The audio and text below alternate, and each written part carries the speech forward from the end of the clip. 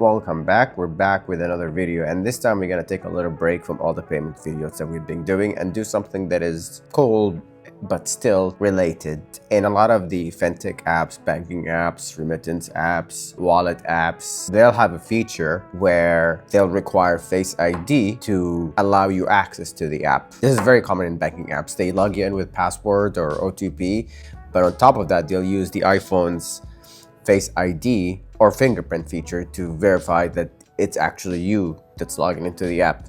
So in this video, I'm going to show you how to implement that for iPhone in iOS using SwiftUI. As always, we have a demo. You'll open the app and the app will be locked, and then we'll either scan your face automatically or you have to click on an unlock button. But whatever you do, you click on this and then it scans your face and then it logs you into the app. So that's what we're going to implement today, and it's going to be a pretty straightforward piece of code. Okay, here I am starting with a new app, and we're going to add Face ID into it. We're going to create a lock screen, unlock screen, and then we're going to create a state variable. But before we do any of that, the first step will be to go into the project target here. You'll have general signing capabilities. Here you click on info, and here you need to justify why you're using Face ID in this app. So you right click add row, and then do privacy, face. Look for something that says Face ID usage, this one. And then here you say something like, we use Face ID to unlock the app.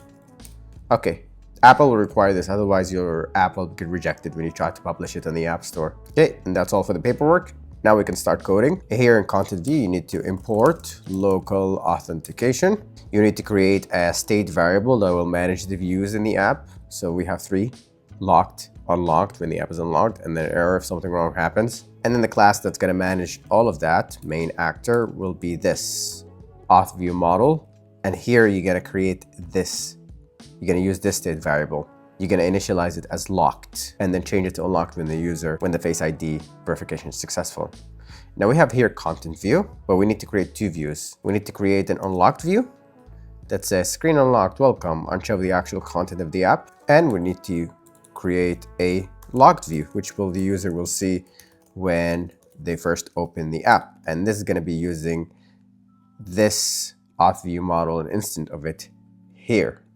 And now you need to add the content of this. We're going to keep it simple here. We're going to have a text that says the app is locked, text that will be displayed if auth view model throws any error. We can just display it here for the purpose of debugging. And here a button that unlocks the app, which we're going to call this method, which we're going to work on in a bit. And that's it. Now let's work on this method, unlock inside auth view model. Here let's create a instant of local authentication, and we need this to catch the errors when they happen. Then here you're going to tell it how to authenticate, and here I'm going to say I'm going to be using the device owner authentication, so Face ID, fingerprint, whatever is available on the iPhone. And you also need to show the user why they need that, and you could tell them that it's to unlock the app. Now, just to be safe, we use this piece of code here to check if authentication is available on the device, and if not, we're going to throw an error.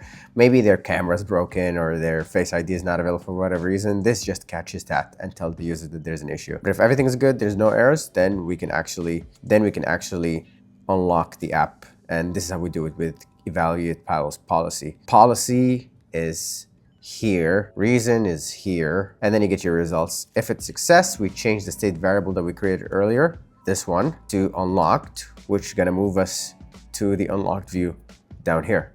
If not, we also again display the error and return it. Okay, so this is all for the function method. Now we actually need to use this thing here in content view. Here we need to implement a conditional rendering depending on the state variable here. If it's locked, show this. If it's unlocked, show that. So let's do that. We're going to need an instant of auth view model again here, which gets passed to locked view. And this is how the conditional rendering will work. You put a navigation stack, and then inside you put a case switch statement. And then it says if the state is locked, then you keep it locked like this. Or if there's an error, you keep it locked. And you passed it down the auth view model instant. If it's unlocked, then you switch to the unlocked view. That should be all. Let's test it, see if I missed anything. Run it. Okay, switching back to the app. There you go. App is locked.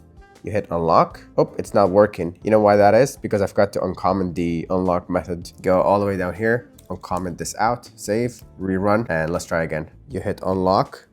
If it's the user's first time with the app, it's gonna ask for permission to use Face ID like this, and then you hit allow, then you can unlock it. App is locked, hit unlock, there you go, it worked. And this is how you implement Face ID local authentication in Swift iOS app. Again, this will be pretty helpful if you're working on a fintech app, any banking or payment related apps. You're definitely gonna need this as a feature. And that's it for today. Hope you enjoyed the video.